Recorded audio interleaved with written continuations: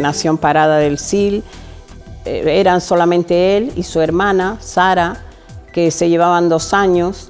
En aquel momento, en Parada o en muchísimos sitios, sobre todo de Galicia, en cada familia siempre había alguien que se planteaba emigrar. Mi abuelo tenía un hermano, Massimino, y estaban en la duda de si iba uno o iba otro. Massimino dijo, vete tú y yo cuido de Leonor, que Leonor era mi abuela. No, yo no me voy porque tengo 2 niños pequeñitos. Y entonces el hermano le dijo, no, vete tú, que yo cuido de Leonor, cuido de los niños, vete y luego ya veremos si voy yo y tal. Total, decidió que quien se iba era mi abuelo. Infelizmente, durante la travesía, la famosa gripe española, pues nada, como tanto, se quedó en el barco y ya ni siquiera llegó a su destino. Y quedó esperando pues noticias de su llegada a América. Y claro, un buen día, pues, ¿cuál no fue su sorpresa? Que vino alguien a su casa, una señora, con mucha pena, pues la miró y le dijo, ay, niña, le diría, tú eres la viuda. Se dio cuenta en ese momento, pues, que lógicamente había fallecido.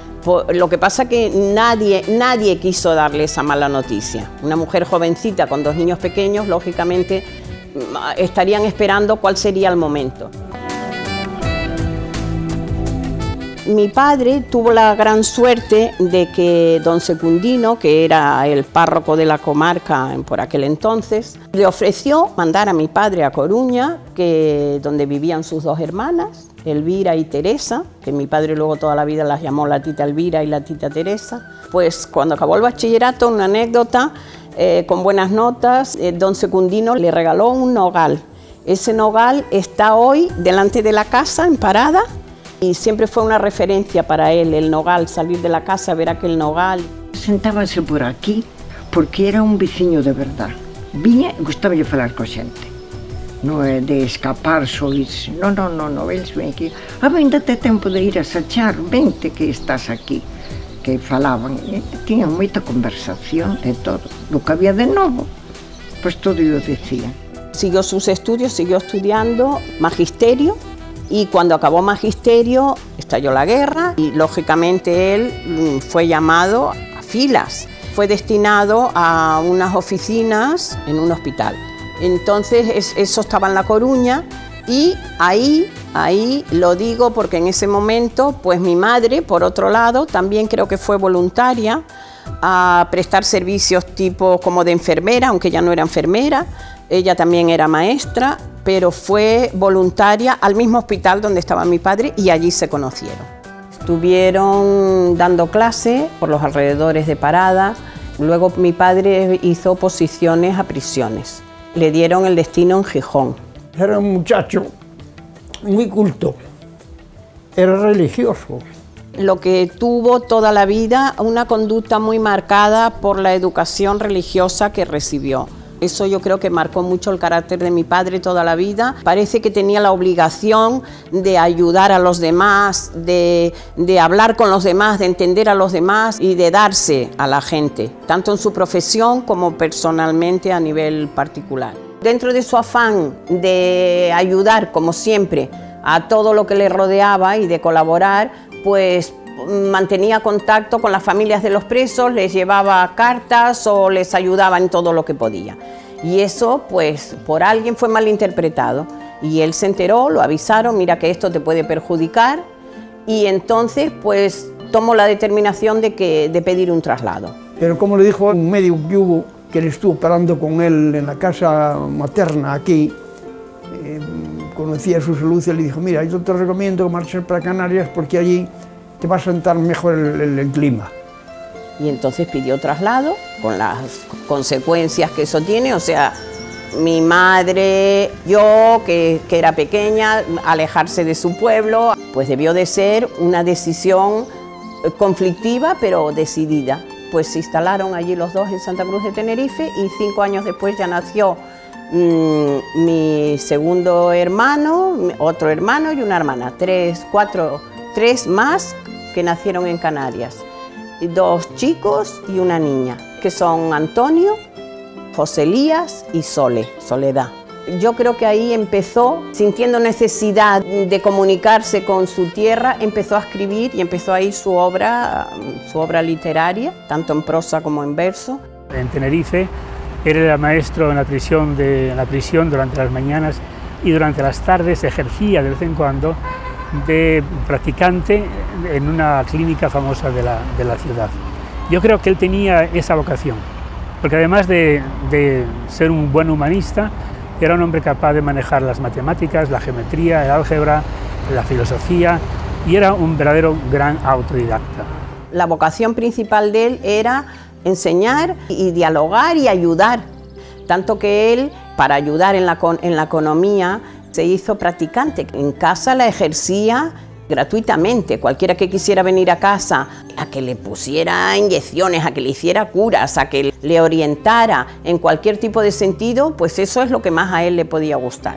Unha maravilla de persona, podemos creer, nun con detalle así, ben ve que cando xogan a partida, a veces excitan, ou din, tú eres tal, un burro, tú eres... Nada máis.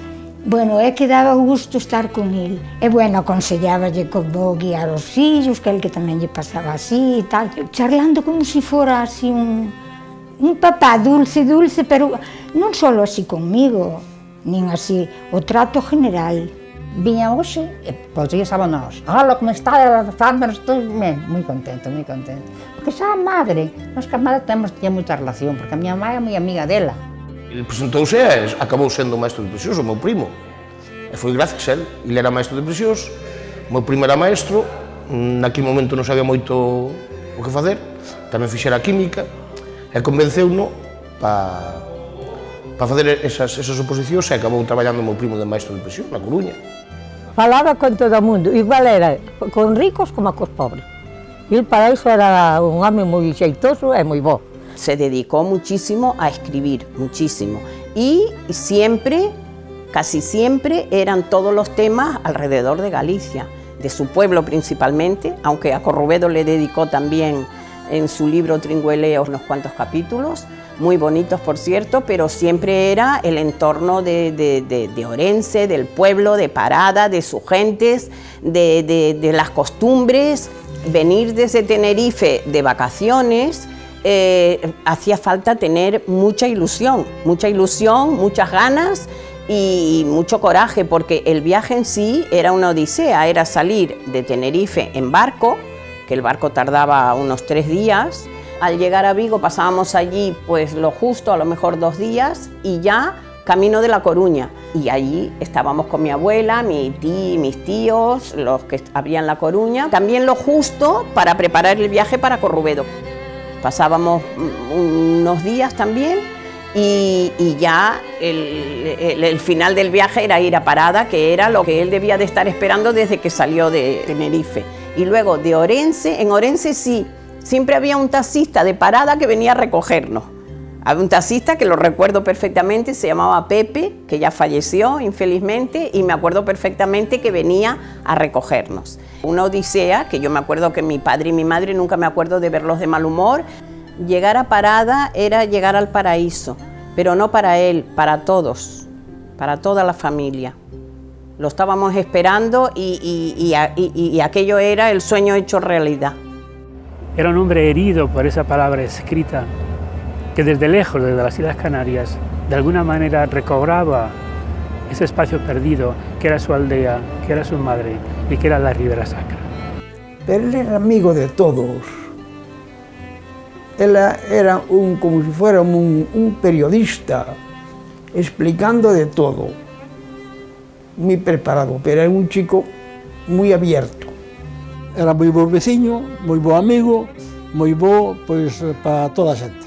Una anécdota que mi madre ya, cuando estaba llegando a Parada, dice, tu padre parece que va al gran palacio, ¿no? Le parece que no hay nada mejor para él que llegar a su casa de Parada. Hasta que le puso allí con unas líneas muy finitas en la pared de la casa, un niño, aún viviendo fuera toda la vida, que él era su nido. Cuando llegábamos era un ritual llegar a Parada del Sil, porque llegábamos, ya nos estaban esperando porque el pueblo era una gran familia, ya nos esperaban en la puerta, ya dejaban las maletas y hacía el recorrido a ver a todos sus amigos. Era como si fuera un recorrido siempre igual. Alrededor de la casa donde vivía estaba Abel con sus hijos, estaba Maribel, la vecina por excelencia, que éramos como hermanos criados juntos, que era Socorro con María, Sariña, todas sus hijas, que aún hoy, gracias a Dios, seguimos una gran amistad con ellos y con todos los descendientes de aquella época. Era unha persona moi humilde, moi dada. Pepe, xa sabes, estou cocendo e estou facendo unha empanada, así que te invitamos. Ai, pois conta comigo. Xa dicei, conta comigo, vou xe cenar. E tamén habrá chourizos, sí, home, sí, e o vaso do viño tamén. Ai, pois alá me tende. Enseguida viña para a casa, o mellor eran as 8, 8:30. Estábamos aquí que fora de casa só ás 12. Naide dicía de marcharse, porque ele era tan gracioso, tiña unha maneira de falar que daba gusto escoitalo. Cruzaba así os pés sempre, eu sempre o recordo cruzando así, fumando, por suposto. Andaba de arriba cando van colgando, espetan a vara e bailan o tango, e a muiñeira, andaba de arriba non hai quen as queira. Después de la zona alrededor de la nuestra, que se llamaba, por cierto, el barrio de la Alegría, ahí seguía el recorrido, estaba Jesús y Isidro al lado nuestro, y luego ya bajaba y estaba Don Isisto, que tenían aquello tan bonito que había antes en los pueblos, que era una tienda de ultramarinos, al mismo tiempo era sastrería, al mismo tiempo era cafetería. Eu, cando puxemos o negocio, viña todos os veranos a ver a súa mamá, porque aparte de ser boa persona, se ve como lle quería a súa mamá, que era bellita, ya unha tía. Ya a continuación llegaba Doña Rosa y Camilo. A miña nai, Doña Rosa Pons, tiñalle un grande aprecio e seguiu a súa traxectoria dende pequeno hasta o triste momento do seu fallecemento con 73 anos, cando lle dedicou unhas liñas das que lles leo algúns parágrafos. O amor á súa terra e á súa lingua foron as características da súa vida. Escribiu moito, en prosa e en verso. Recopilou refráns, máis de 1000, pero todos en galego, nun galego coidado, excelente. O seu libro Trinqueleos, editado en Ourense, é un canto á Parada de Sil. Narra costumes galegos, describe festas, feiras, paisaxes e recordos vividos na súa terra galega a que amou de corazón e serviu. Tiña recompiladas agora para a súa publicación máis dun centenar de poesías. Ademais do mestre que ensina, foi o conselleiro prudente, preocupado polas causas que motivaron tales comportamentos. Tanto en Canarias como na Coruña, tuvo múltiples ocasións de poñer en práctica o de ensinar o que non sabe, dar bon consello ao que ten mester, corrixir ao que se trabuca. Cuando don Camilo, iba por allí, se daba sus paseos por el barrio, pues llegaba donde estaba mi abuela y le decía, canta Leonor, y Leonor cantaba, y allí ya, pues todos a cantar y a pasarlo bien. O sea que era un punto de encuentro, aquel banquito y aquella zona que demuestra lo que se querían aquella gente. A continuación ya seguíamos para abajo y llegábamos a toda la parte del pueblo, de la panadería, de Minita, de Antonio, que los chichos, conocidos por los chichos, muy conocidos, y no podía faltar. La carretera que iba a José Sánchez, a Pepe, que era su amigo también de infancia, amigo de Sarita, y bueno, que no voy a seguir nombrando porque los tengo todos en la cabeza, pero ese recorrido no faltaba, no el día que llegaba, todos los días, hasta fondo de vila y hasta donde hiciera falta. Y bueno, con la sonrisa puesta y feliz de haber llegado a su pueblo y llegar al paraíso. Aquello era el paraíso, no para él, es para todos, porque mi madre siempre estuvo feliz allí. Mi abuela nos acogía, aquella casa era nuestra, era aquella vida de aquel tiempo, que todos mis hermanos, que eran pequeños en aquella época, para mí yo creo que no había mundo igual. Las vacas, ir a la fuente, a lavar la ropa, a coger agua, todos aquellos recuerdos, todo eso no solamente lo tenemos mis hermanos y yo continuamente en la memoria porque fuimos felices, sino que él lo plasmó y lo escribió continuamente toda su vida. Toda su obra es alrededor de ese tema, toda su obra. Aquí tiña unha recepción moi boa porque portábase moi ben con toda a xente. Por culpa dele nunca había ni unha disputa, ni unha discusión, nin follón de clase ninguna. O que máis me chamaba a atención era o contraste, que en Vigo era falar en galego, pois era mal, e chegaba aquí e dicía eu, como é posible este home que é maestro, o ben que fala en galego, que fala un español sin acentos, cantando ele a señora Eleonora, unha noite na eira do trigo, non? Que recordaba, lembraba o que lle sucedera ao pai, non? Parecía un actor cando falaba, o sea, dáballe unha entonación aos contos, as anécdotas, sentía certa admiración de velo, non? Sempre estaba con cousas, ou traía algo para gravar, sempre contando, ou lendo poesías moito. Son poesías que van dedicadas con fondo cariño aos meus fillos e aos meus netos. Quen poidera ser gaivota para poiderse mergullar no medio do inverno cru entre as ondiñas do mar? Quen poidera ser gaivota para poider lonxe voar e levar de beira a beira en galos para namorar? Quen poidera ser gaivota para nas penas aniñar e sentir fondos aloucos dos que veñen e se van? Quen poidera ser gaivota para poider un contemplar os peixes baixo das augas cando o amor iles se fan? Quen poidera ser gaivota para ceibe poider andar sin ter frío na invernada nin moito calor no verán? Quen poidera ser gaivota e en doces voos ollar as velas costas e praias ao longo do noso chan? Quen poidera ser gaivota para dende outura souzar os repenicos e sons que o pandeiro e gaita dan? Quen poidera ser gaivota e alá enriba aletexar, ollando os verdores meigos de Galiza no solar?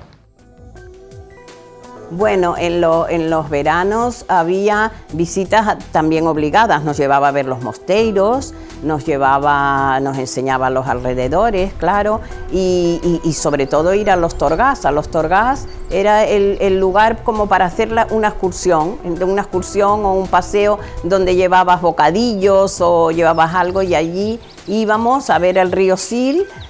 Todavía no había aquellos balcones que hay ahora ni nada, pero allí estábamos y allí iba mi abuela, aún tengo fotografías que tengo allí presentes, pues iba mi abuela, iba mi tía, cuando estaba iban mis hermanos, íbamos toda la familia y el paseo a los torgás era una cosa preciosa, lo mismo que ahora, y lo hacíamos.